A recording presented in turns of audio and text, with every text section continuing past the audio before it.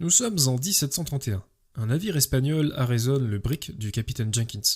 On le soupçonne de marchander du sucre de contrebande. Pour punition, l'officier espagnol lui coupe l'oreille gauche.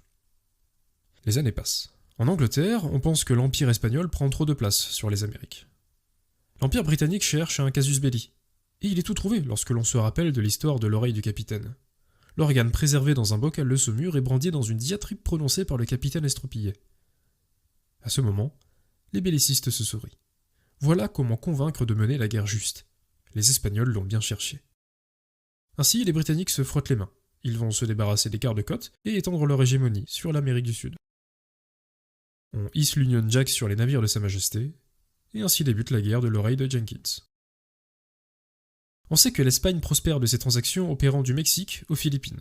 2 fois par an, un galion chargé de minerais d'argent et de monnaie part se procurer des soieries et des épices asiatiques qui se vendent fort bien en Europe et aux Amériques.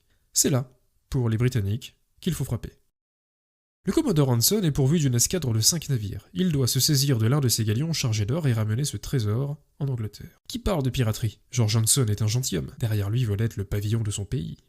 Seulement, pour parvenir jusqu'au galion espagnol, il faut traverser l'Atlantique et franchir le cap Horn, fort redouté pour ses tempêtes terribles, ses courants puissants et ses vagues scélérates. Le passage nécessaire pour accéder à l'océan qui n'a de Pacifique que le nom a la réputation d'être un cimetière de marins. L'escadre n'y survivra pas. Dans Les Naufragés du Vagueur, sorte de livres d'histoire et de romans tout à la fois, nous suivrons les témoignages mêlés du capitaine Ship, de l'enseigne Byron et du canonnier Bulkeley lors de leur voyage et de leur naufrage. Survivront-ils? Comment? Et surtout, à quel prix?